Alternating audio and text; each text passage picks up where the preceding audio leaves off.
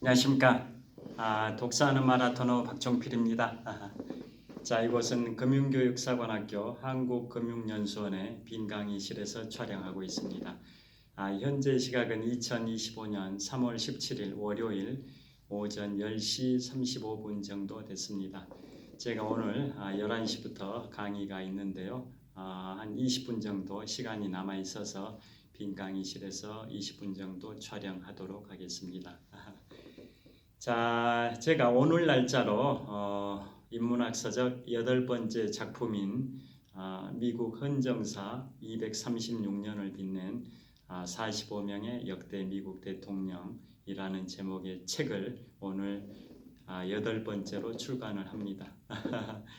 자, 그 내용에 담은 내용 중에 미국의 역대 대통령 45명 중에 제34대 대통령 드와이트 아이젠하워 대통령 관련해서 재밌는 얘기를 20분 정도 해드리겠습니다.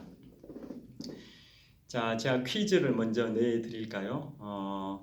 대한민국 건국 이후 대한민국을 방문한 최초의 미국 현직 대통령이 누구일까요? 정답은 1960년 6월 19일에 미국의 34대 대통령 드와이트 아이젠하워가 미국 현직 대통령으로서는 대한민국을 최초로 방문한 대통령입니다. 참고로 일본을 최초로 방문한 미국 현직 대통령은 제38대 대통령 제럴드 포드였고요. 한국을 방문한 최초의 미국 현직 대통령은 1960년 6월 19일에 방문한 34대 대통령 드와이트 아이젠하워입니다. 자, 왜 이분을 말씀드리냐면 우리나라는 병역 기피 관련해서 고위층일수록 병역 기피 현상이 좀 심하다라는 보도들이 있는데요. 그와 달리 미국은 고위층일수록 솔선수범해서 병역을 이행하는 미국뿐만 아니라 선진국들 중에 영국도 마찬가지입니다.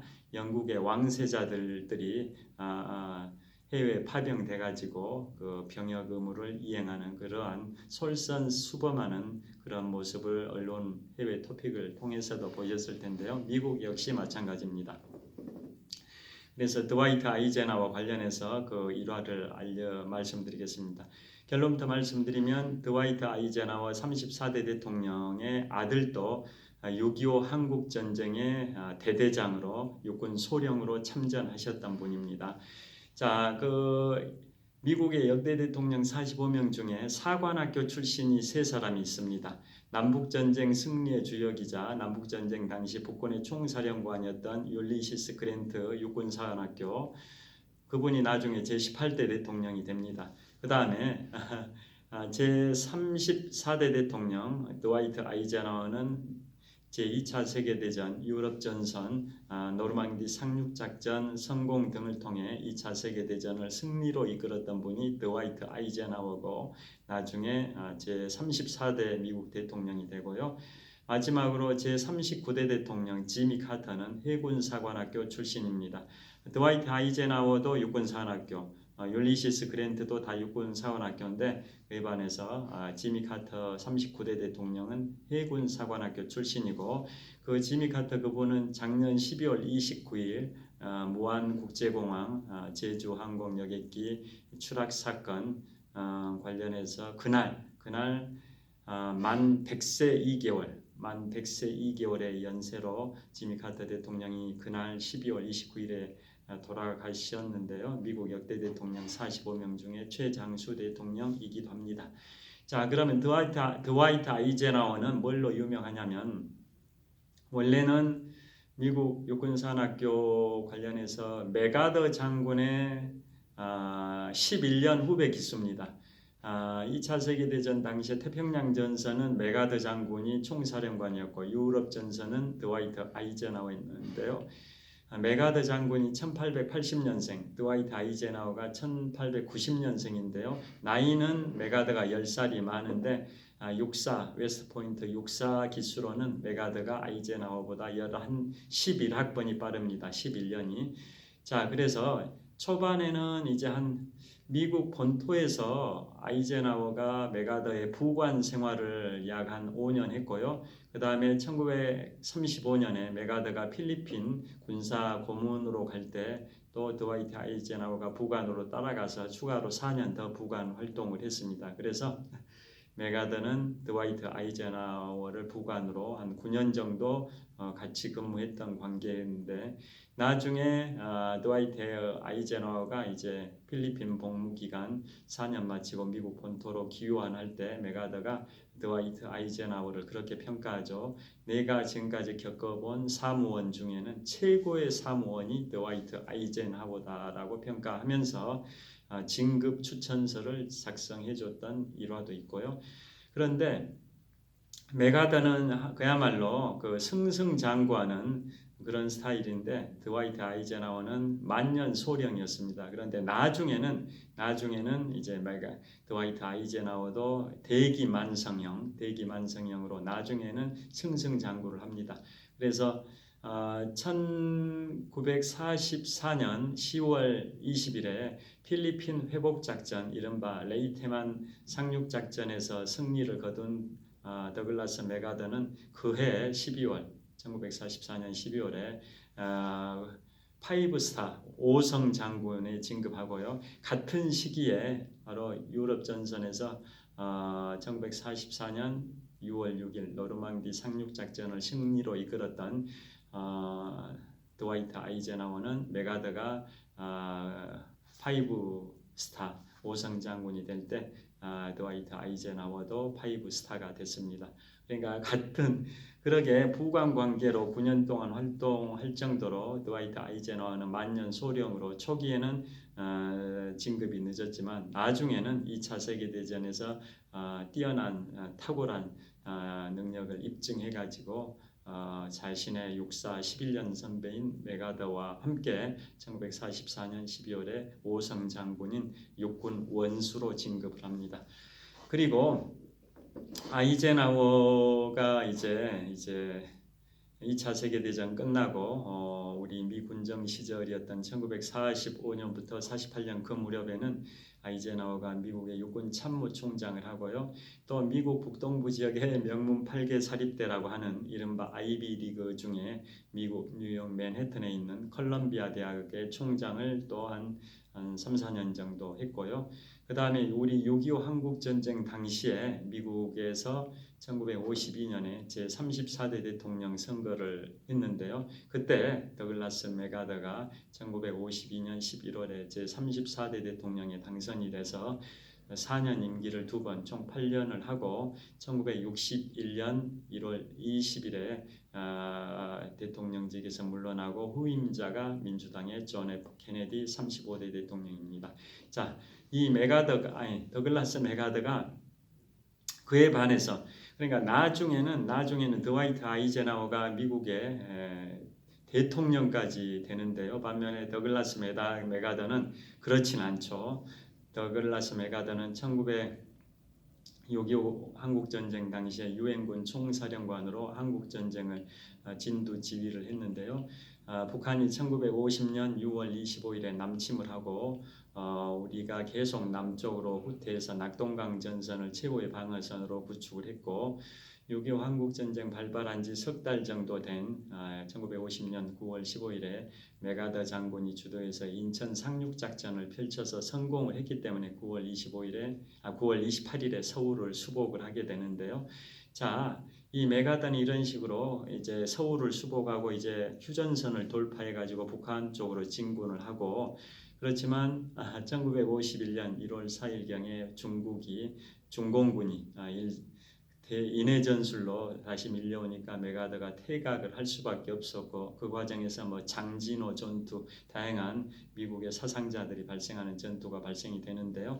그 메가더는 그때 이제 미국의 대통령은 제 33대 대통령 해리 트루만이었고 해리 트루만과 메가더 유엔군 사령관 간에 이제 갈등이 있었던 거죠. 메가더는 철저한 반공주의자로서 중공군이 이제 북한을 지원하기 위해서 개입한 것에 대해서 공산당을 다 소탕하기 위해서 중국을 괴멸시켜 버릴 것까지 생각을 하고 필요하다면 원자폭탄까지 만주 지역에 투하할 각오로 중공군과 결사항전해야 된다라는 강한 호전성을 보였고, 그 다음에 만주 쪽으로 진격을 해야 된다 이런 주장까지 펼쳤지만, 대통령이었던 33대 대통령 해리 트루만은 그렇게 되면 제3차 세계대전이 발생할 수도 있으니까 그래서는 안 된다라고 이제 거부를 했었던 거죠. 그래서 결국은 맥아더의 호전성이 3차 세계대전을 유발할 수도 있을 것 같다고 판단한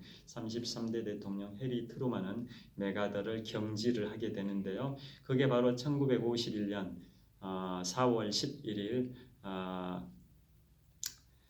그 기자회견을 통해서 해리 트루만 33대 대통령이 유엔군 총사령관 더글라스 맥아더를 해임하고, 그로부터 8일 후인 1951년 4월 19일에 맥아더가 미국 본토로 귀환해서 미국 연방 상원과 하원 합동의회에서 명연설을 하고 퇴임을 합니다. 그 면설에서 가장 인상적인 대목은 노병은 죽지 않는다, 다만 사라질 뿐이다 라는 세기의 명연설을 하는데요. 그 표현이 어디에 나오냐면 미국 군가, 군인들이 부르는 노래 군가 후렴구에 등장하는 문구입니다. All the soldiers never die, they just fade away. 노병은 죽지 않는다, 다만 사라질 뿐이다. All the soldiers never die, they just fade away. 군가 후렴구에 나오는 그 문구를 차용해서 또 그 연설하고 상하원 연방 의원들의 기립박수를 받으면서 역사에서 퇴장을 합니다. 반면에 그 이듬해인 1952년 11월에 더글라스 맥아더의 부관 생활을 9년이나 했었던 드와이트 아이젠하워는 1952년 11월에 미국의 제34대 대통령에 당선이 됩니다. 그러니까 군인 경력에 있어서 초기와 중기는 더글라스 맥아더가 훨씬 더 잘 나갔는데요. 말기에는 부관이었던 드와이트 아이젠하워가 훨씬 더 잘 나갔습니다. 그러면 드와이트 아이젠하워는 왜 그 한국을 방문했던 현직 미국 대통령으로는 최초 방문이었는데요. 이분이 최초로 한국을 온 것은 1946년 미 군정 시절이었습니다.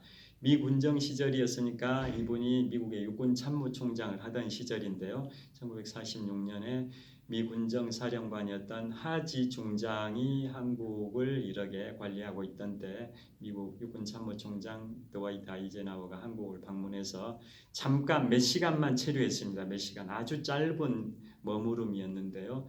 그게 드와이트 아이젠하워 입장에서는 한국을 최초로 방문한 거고, 그 다음에 1952년 11월에 미국의 34대 대통령이 당선이 되고, 이듬해가 아니라 다음 달인 1952년 12월 2일에 대통령 당선인 신분으로 두 번째로 방문을 했습니다. 자, 그래가지고 당선인 신분으로 방문할 때 재미있는 일화가 있습니다. 요즘은 미국의 대통령들이 한국을 방문하면 오산 공군기지에 도착을 하는데요. 그 당시에는 수원비행장에 도착을 했습니다. 그래서 수원비행장에 도착한 그 비행기가 당선인 드와이트 아이젠하워 34대 대통령 당선인이 수원에 도착해가지고 수원에서 서울까지 비포장도로를 달려가지고 지금 서울시 종로구 동숭동, 지금의 대학로, 거기에 서울대학교 자리에 미 8군 사령부가 있었습니다. 거기에서 이제 미 8군 사령관이었던 벤플리트 이분하고, 그 다음에 일본에 주재하고 있었던 유엔군 총사령관 클라크 사령관이 이제 드와이트 아이젠하워를 영접하기 위해서 동숭동 미 8군 사령부로 모였습니다. 그런데 거기에서 하루를 자고 잠자기 전에 드와이트 아이젠하워가 미 8군 사령관이었던 벤플리트에게 뭐라고 하냐면 내 아들 어디 있냐라고 했습니다. 내 아들. 그 당시에 그 드와이트 아이젠하워 대통령 당선인의 아들이 6.25 한국 전쟁에 바로 파병된 미군의 대대장, 육군 소령으로 근무를 하고 있었습니다. 그래서 미 8군 사령관이 그 아들을 불러가지고 바로 드와이트 아이젠하워와 만남을 주선을 했는데요. 한 30분 정도 진행된 만남에서 드와이트 아이젠하워 대통령 당선인이 아들인 존 아이젠하워에게 빨리 부대로 복귀해라. 이제 부자의 정은 30분 동안 나눴으니까 빨리 전투 부대로 복귀해라. 왜냐? 지휘관이 부대를 장시간 비우면 안 된다. 그러니까 빨리 복귀하라 해가지고 부자의 정 그 만남을 짧은 30분으로 끝내고 다시 복귀시켰을 정도로 개인적인 안위, 부자의 정보다는 미국을 대표해서 한국에 파병된 그 전투 지휘관의 입장이 더 중요하니까 빨리 원대 복귀하라라고 했을 정도로 미국의 드와이트 아이젠하워 대통령 당선인은 2차 세계대전 유럽 전선의 총사령관으로서 모범적인 지휘관 활동을 했듯이 대통령 당선인이 됐을 때도 자신의 아들에 대해서 그렇게 공과 사를 확실히 구분했던 대통령 당선인이었습니다. 그 다음에 그분뿐만 아니라 그런데 그 8군 사령관 벤플리트는 그보다 앞선 8개월 전 1952년 4월에 이미 벤플리트 그 미 8군 사령관의 아들은 북한 지역에서 폭격 업무를 하다가 사망을 해버렸던 아픔이 있었습니다. 그 벤플리트 8군 사령관의 아들이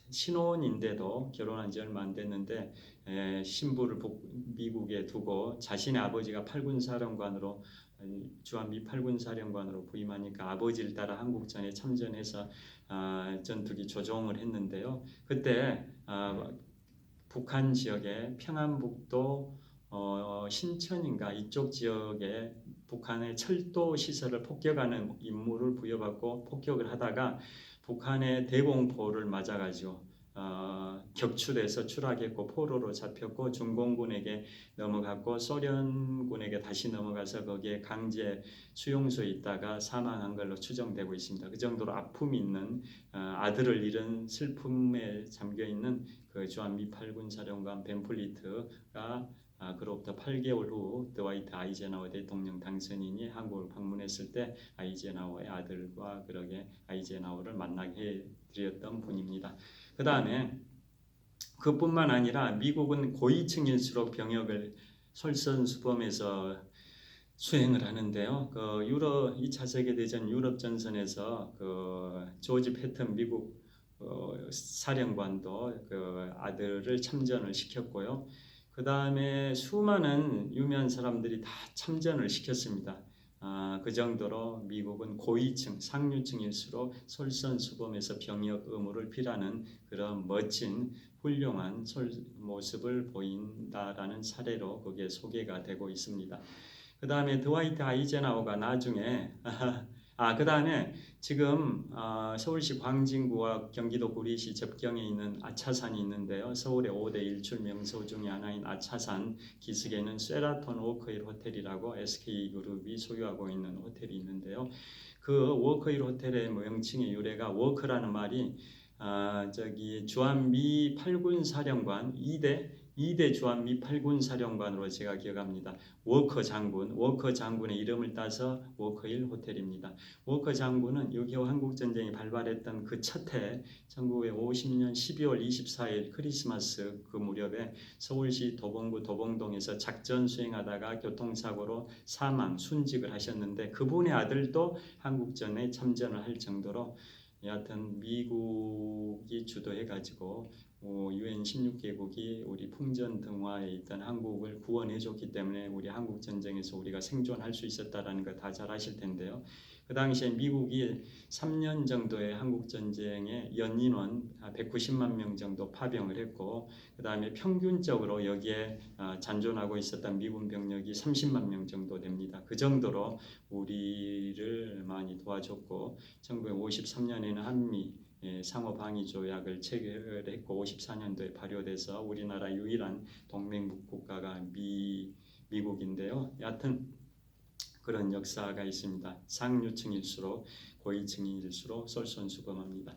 그 다음에 이분이 1960년 4.19 혁명으로부터 2개월이 지난 1960년 6월 19일에 대통령 신분으로, 그 전에 6.25 때는 대통령 당선인 신분으로 오신 거고 1960년 6월 19일에는 대통령 퇴임을 약 한 7개월 앞둔 시점에서 대통령 신분으로 왔기 때문에 한국을 현직 대통령으로서 한국을 방문한 최초의 미국 현직 대통령으로 역사에 남아 있습니다. 그게 1960년 6월 19일입니다. 자, 그때 방문하니까 엄청나게 우리나라 서울 시민이 그 당시에는 200만 명이었는데요. 절반 정도인 100여만 명이 서울시를 딱 도로를 메우고 환영 인파가 세도했고, 대표적인 일화가 뭐가 있냐면 그 당시에 고위직들이 오면 국군묘지 이런 묘지를 참배를 할 때 예포를 발사합니다. A상, 의전상 예포를 발사할 때 실제 곡사포를 발사해가지고 빈터에다가 곡사포를 발사해가지고 애우를 했었습니다. 보통 공포탄을 쏘는데 곡사포, 실탄을 발포해가지고 환영을 하니까 그 아이젠하워가 명언을 남겼습니다. 내 평생 실탄을 발사해가지고 예포 이렇게 환영하는 의전을 치른 세러머니는 처음이기 때문에 가장 영광스러운 예포를 받았고, 그 다음에 가장 무서운 예포 사격을 받았다라고 농담을 할 정도로 한국인들이 한국을 찾은 최초의 미국 현직 대통령 34대 대통령 드와이트 아이젠하워를 대환영을 했었습니다.